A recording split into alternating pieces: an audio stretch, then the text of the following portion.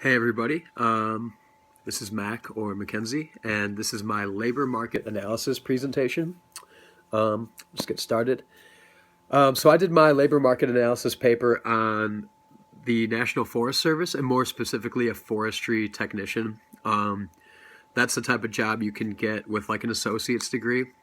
So I figured it'd be a good one to focus on, even though I'm not like 100% sure that that's what I want to do within that organization, but it's definitely something I'm seriously looking at. So, just a little bit about the National Forest Service. They control, or rather, they manage 154 national forests, 20 national grasslands, and that's across 43 states and Puerto Rico.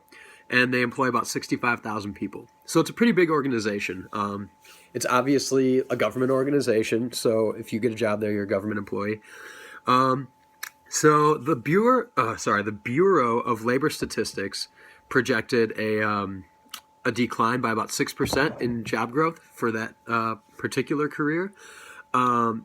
This is due to a number of things, but first and foremost, without being political at all, it's just a fact that they're not getting as much funding as they were before. So that obviously affects how many people they can hire, what they can do. You know, people are spread more thin. So it doesn't look great, to be 100% honest. There's not a ton of job openings. I went on usajobs.gov. That's a really good website if you want to kind of look for like a job in really any government position, but it has a lot of postings about like national forests, national parks, stuff like that. And there are very few positions available. In fact, I don't think I found one that I would be qualified for. So definitely a bummer, but moving on. As of May 2015, there were about 29,000 or like 30,000 forestry and conservation technicians, which is what I focused on for this paper. And they had a median annual wage of about $35,000. That's pretty good in my opinion, or at least I thought it was pretty good until I did my interview with a friend of mine who works for the Bureau of Land Management, kind of a similar organization. They work very closely with each other. And so it turns out that there's a surprising amount of paperwork and bureaucracy and red tape that you need to wade through if you want to get approval for pretty much anything. In my interview with him, he said that was by far the most challenging part of his job, was trying to justify the projects and the surveying that he had to do. He works as a survey technician for the Bureau of Land Management. So basically he goes around and he assesses damage by cattle, erosion, natural forces like wildfire. He has an assigned field that he needs to go out and check for damages and things like that. So it's a pretty interesting job and something that I would be very interested in doing. But it was definitely a wake-up call to see that to find out that there was so much paperwork.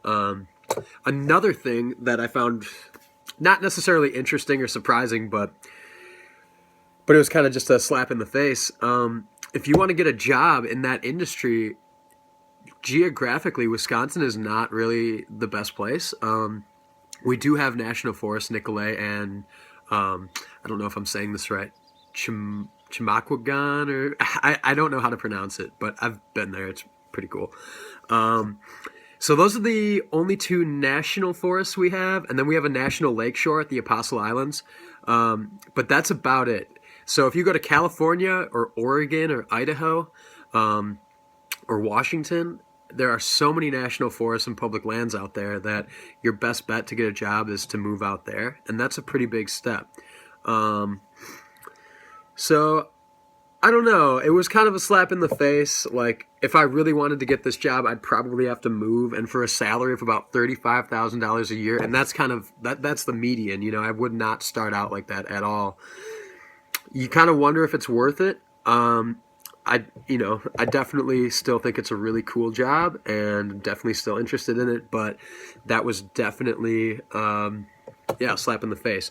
So in Wisconsin, the average hourly wage for this position is about $26.32, which for Wisconsin is fantastic. For Washington, where I'm currently staying for a couple months, that would not be very good, considering that the minimum wage is about to hit 15. I think it's not yet. It's kind of a gradual step, but within the next 2 years, I think minimum wage is going to hit 15 in Washington.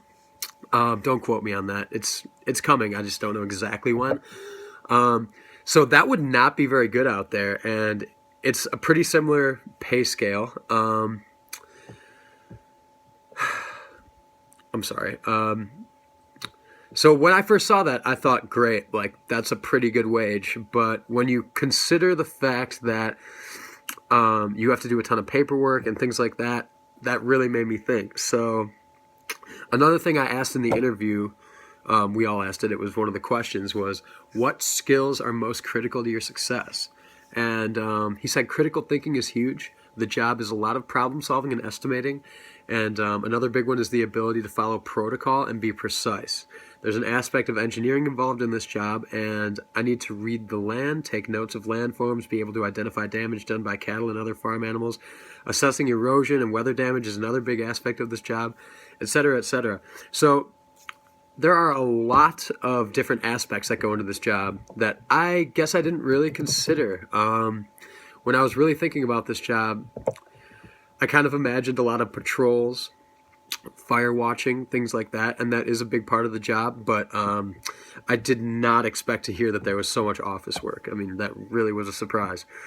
And when it comes down to it, I think about my personality and how I would fit into that, and I'm really not great at dealing with kind of like bureaucratic things and doing precise paperwork and all that type of thing. That doesn't really match with kind of what I'm looking for.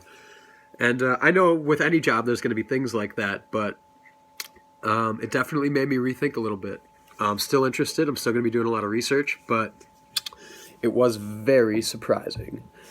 So, yeah, that's kind of an overview of what I found out, of what surprised me. Other than that, it was a lot of stuff I kind of already knew. The geography didn't surprise me, but when you read it and when you see that you legitimately would have to move for a salary of about $35,000 a year, you do wonder if it's worth it. So that was kind of a bummer too. And ultimately, I think this was a good thing because it made me think a lot more realistically about this job prospect. And yeah, cool. Cheers.